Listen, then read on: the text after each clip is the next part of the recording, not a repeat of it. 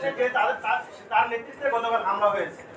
তো গোলাম কিবরিয়ার আমরা যেটা জানি যে আপনি বলেছেন আপনার বক্তব্যে সে হচ্ছে তাপসের বা স্বৈরাচারের দোষর ছিলেন, কিন্তু আমরা এটাও জানি যে সে আপনার বাবা যখন নগর ভবনের মেয়র ছিলেন তার সাথে সে কাজ করেছে, বৃহত্তর সূত্রাপুর থানায় সে কাজ করেছে, মহানগরের বিএনপির বিভিন্ন নেতৃত্বে সে ছিলেন। তো তাকে কিভাবে কোন প্রেক্ষাপটে স্বৈরাচারের দোষর বলা হচ্ছে, নাকি আপনাদের নিজেদের সংগঠনের মধ্যে নিজেদের মধ্যে কোনো দ্বন্দ্ব আছে, সে বিষয়টা ক্লিয়ার করে।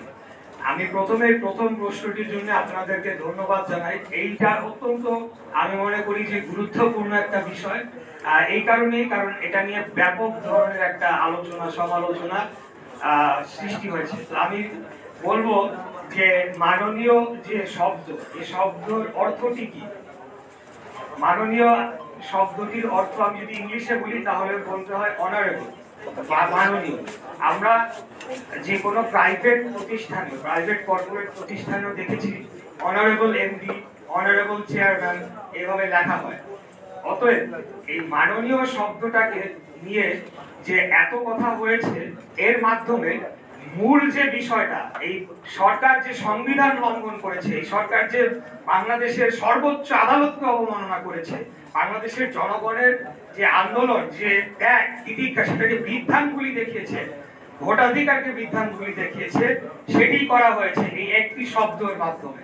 এই একটি শব্দের কোনো তাৎপর্য নাই, কিছুই নেই। আমি যেটা বললাম, এটা প্রাইভেট প্রতিষ্ঠানেও এই ধরনের শব্দ ব্যবহার করা হয়, যে কোনো চিঠিতেও এটা লেখা হয়।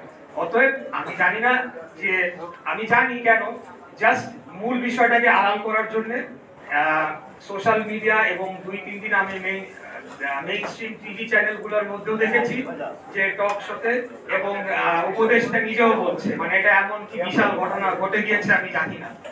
এটা তো আইন লঙ্ঘন না, সরকার যে আইন লঙ্ঘন করেছে, সংবিধান লঙ্ঘন করেছে, সেটা নিয়ে আলাপ হওয়া দরকার। মূল বিষয় হতে হবে সেটা, এটা। আর দ্বিতীয় যে বিষয়টি বললেন, অবশ্যই আপনি যেটা বলেছেন সত্যিই বলেছেন, সেটা 20 বছর আগের ইতিহাস, কিন্তু গত 3 টার্মে, গত 15 বছরে তার কর্মকাণ্ড কি ছিল, সেটির উপর ভিত্তি করে সে দোষর হতে পারে কিনা, সেই প্রশ্নটি আমি আপনাদের কাছে রাখতে চাই। কেউ 30 বছর আগে, 5 বছর আগে কি ভূমিকা রেখেছে, সেটা নিয়ে তো আপনি জাস্টিফাই করতে পারবেন না, তাই না? ব্যক্তিগত কোনো আক্রোশ নেই, ব্যক্তিগত কোনো আক্রোশের সুযোগও নেই এখানে। বর্তমান উপদেষ্টা পরিষদ সর্বসম্মতিভাবে তারা সিদ্ধান্ত নিয়েছে, আদালতের রায় যাই হোক, আইন আদালত যাই বলুক, তারা ইশরাক হোসেনকে ঢাকা দক্ষিণ সিটি কর্পোরেশনের দায়িত্ব নিতে দেবে না।